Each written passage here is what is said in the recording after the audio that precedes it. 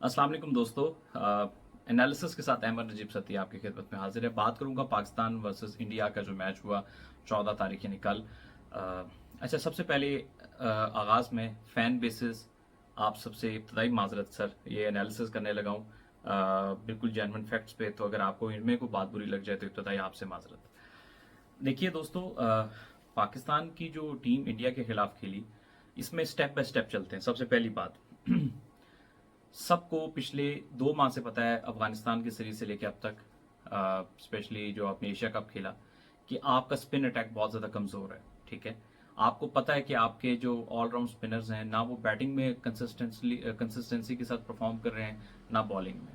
पहले ये होता था कि यार ये बैटिंग में कर लेते थे, बॉलिंग में कर लेते थे, और आपका मुकाबला ज़्यादा स्ट्रेंथ वाली टीमों से नहीं हो रहा था, यानी जो टीम आई उसकी भी कुछ की प्लेयर मिसिंग होते थे।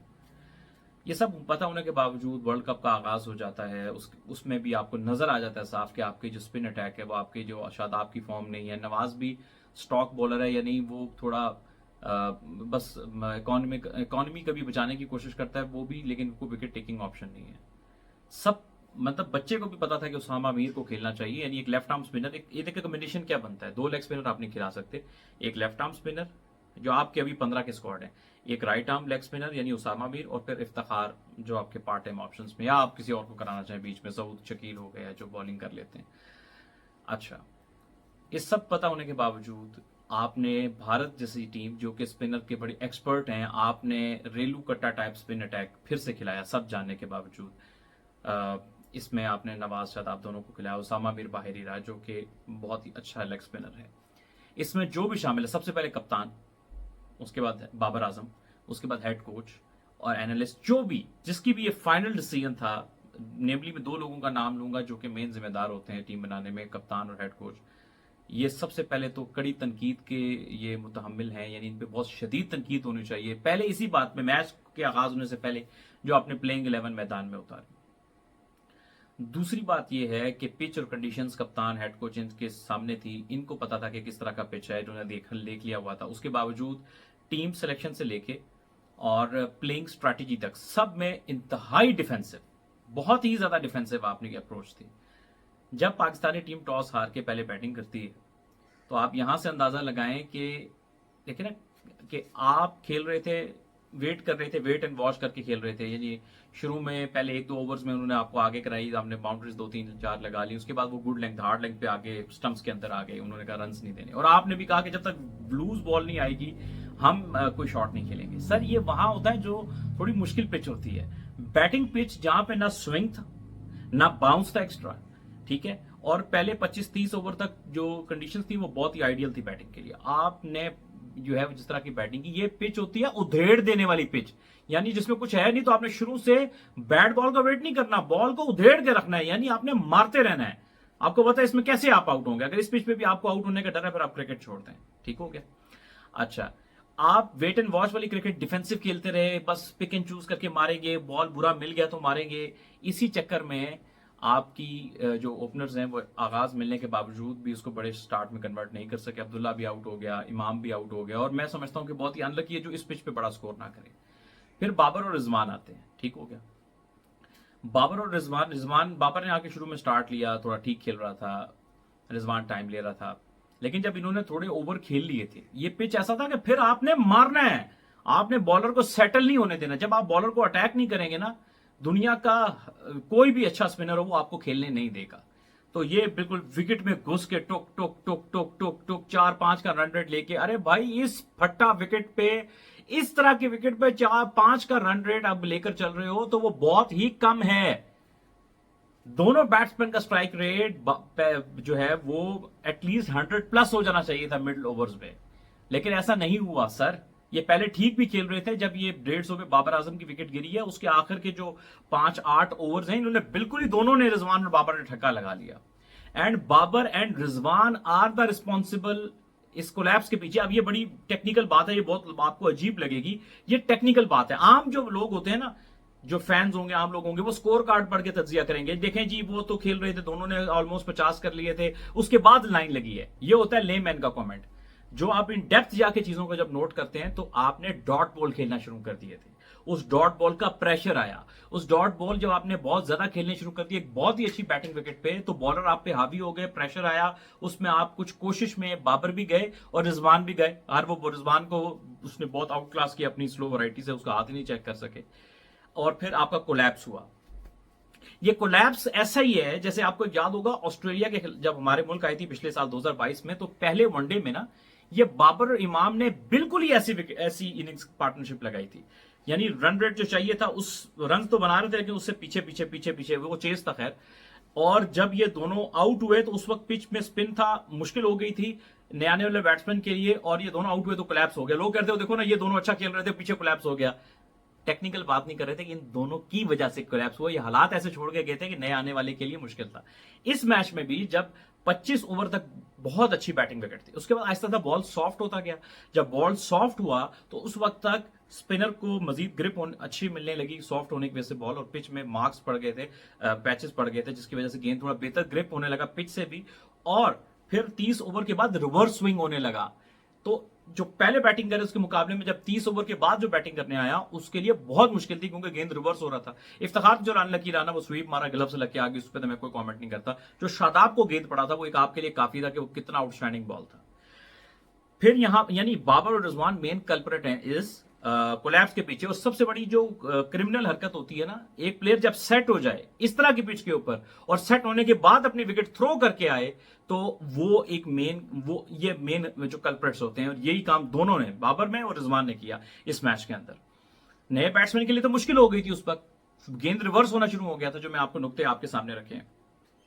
और बहरहाल फिर भी कोशिश बेहतर से बेहतर आप कर सकते थे, ये नहीं क्योंकि जस्टिफाई कर रहा हूं, लेकिन उस वक्त जरा कदरे मुश्किल बैटिंग हो गई थी। फिर आप रेलू कट्टे टाइप प्लेयर, आप यकीन माने नवाज, शादाब, इनसे आपका नहीं होगा, आपने जेन्युइन प्लेयर नहीं खिलाए। सऊद चलो आउट हो गया ठीक है, लेकिन यहां पे भी आपकी टीम जब डिफेंसिव होती है ना, पूरी बैटिंग में डिफेंसिव, हर बड़े क्रिकेट एनालिस्ट, क्रिकेटर ने कहा कि डिफेंसिव है। सिर्फ फैन बेसिस और आम लोग यही आपको कहते रहेंगे कि 50 उसने कर दिया, क्योंकि उनकी तो समझ पूरी पूरी होती है, आप लोगों को पता ही है।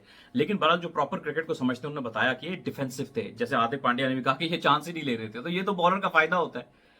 तो आपको चाहिए ये था कि आपको पता है कुलदीप आपको लड़ता है, एशिया कप में भी लड़ा, मैंने एशिया कप में इंडिया के मैच से पहले भी कहा था, आपको सऊद शकील को नंबर 4 पे भेजना था, कि उसको रोल ये देना था कि तुमने कुलदीप को सेट नहीं होने देना, भले तुम आउट हो जाओ कोई मसला नहीं है, बैटिंग विकेट में कोई और चल जाएगा इस मैच में। अप्रोच पॉजिटिव होनी चाहिए कि कुलदीप को तुमने अटैक करना है। अगर ये कुलदीप को अटैक करते सऊद की सऊद अगर आउट हो जाता फिर हम नवाज को भेजेंगे, तुमने अटैक करना है। ये होता है अप्रोच और माइंड सेट। और तो आप मिडिल ओवर बड़े अच्छे से निकाल जाते, लेकिन ऐसा नहीं हुआ। और आपने वही घिसी पिटी प्लेइंग 11, वही सोची सोची कि जब ना हमने प्लेइंग 11 चेंज करनी है ना बैटिंग ऑर्डर चेंज करना है। ये होता है डिफेंसिव अप्रोच, जो डरते हैं पता नहीं क्या हो जाएगा, फिर हो तो गया ना। आप रिवर्स स्विंग आके मुश्किल हो गई थी ना, तो अप्रोच ही होनी चाहिए थी पॉजिटिव अप्रोच, उसको कहते हैं कि टारगेट होता कि भाई पहले 30 ओवर में हमने मिनिमम 180 और आइडियली हमने 200 करना है, ताकि जब बॉल पुराना होगा या रिवर्स होना शुरू होगा तब तक हम फिर भी घिस पिट के 300 तक पहुंच जाए। लेकिन इनकी अप्रोच पहले ही इतनी नेगेटिव थी, ये कुछ पता नहीं क्या डर था, खौफ था इनके अंदर, ये कुछ अटैक ही नहीं कर रहे थे, ये चांस ही नहीं ले रहे थे। चांस लिए बगैर अच्छी बैटिंग विकेट पे, ये बैटिंग विकेट रुक के नहीं, उधेड़ देने वाली, जैसे रोहित शर्मा ने इनिंग्स खेली ना, उधेड़ के आपको रख दिया।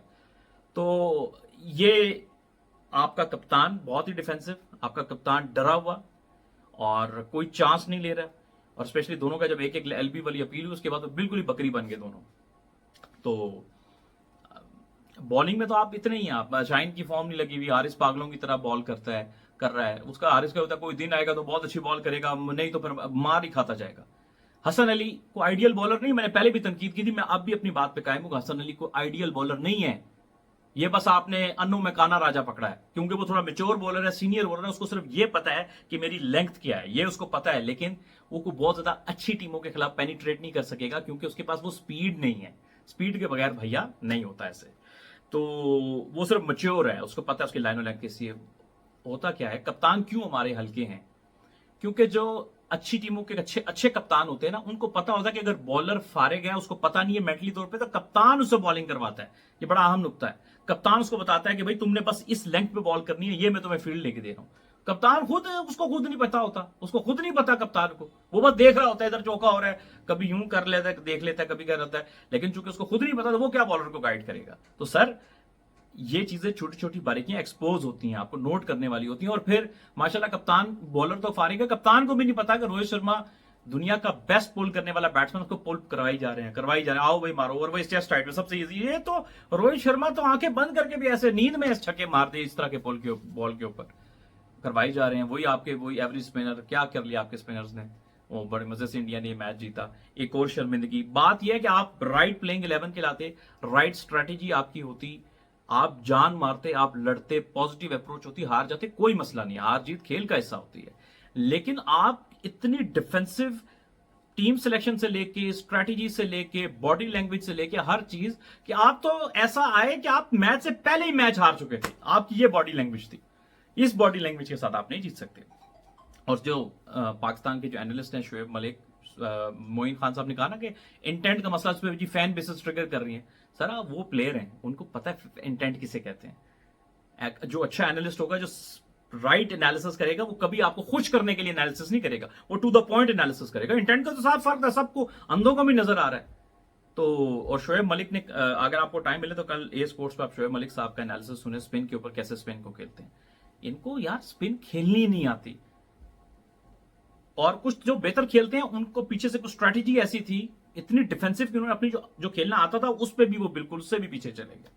सो पॉइंट इज दैट आगे पता नहीं पाकिस्तान कैसे खेलता है। अगर आगे पाकिस्तान अच्छा करना चाहता है, एक अपने अंदर पॉजिटिव फाइटिंग स्पिरिट लेकर आए, पॉजिटिव एटीट्यूड लेकर आए। ये टुक टुक टुक वाले प्लेयर नहीं होकर, मैं तो ये भी बात कहूंगा, ये शायद कई लोगों को बात दुरुस्त ना लगे, कल जितना सीधा विकेट था ना, कल फखर जमान के लिए आइडियल विकेट था, क्योंकि ना उसमें ज्यादा स्विंग थी ना बाउंस था, तो फखर को ऐसा विकेट सूट करता है। और अगर फखर ऐसी पिच पे देखें, ये क्वालिटी है फखर की, वो सुपर कंसिस्टेंट नहीं है, लेकिन जब वो चलता है ये क्वालिटी है कि अगर वो 20-25 ओवर खड़ा रहता ना सर, आप देखते हैं कि 25 ओवर में आपका फिर कम से कम 180 तो होना ही होना था, और 30 ओवर में फखर का 100 होना था।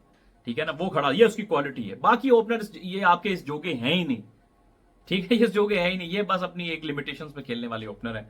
तो बहरहाल अगर आप खेलना चाहते हैं तो आपको जेन्युइन लेग स्पिनर उसामा को खिलाना पड़ेगा।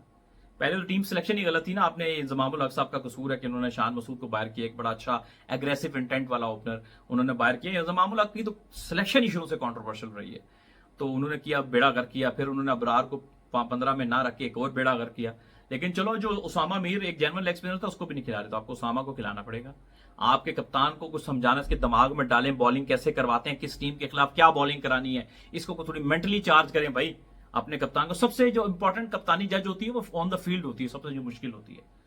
बैटिंग ऑर्डर तो चलो आप बना लेते हैं ना, वो तो बैठ के बैटिंग ऑर्डर डिसाइड करना, सबसे मुश्किल जो चीज होती है वहां पे कप्तान जज होता है। फील्ड पोजीशंस पे बॉलर से बॉलिंग कैसे करवानी है, फील्डिंग कैसे सेट करनी है, बॉलर को यूज कैसे करना है, ये सबसे इंपॉर्टेंट पार्ट होता है।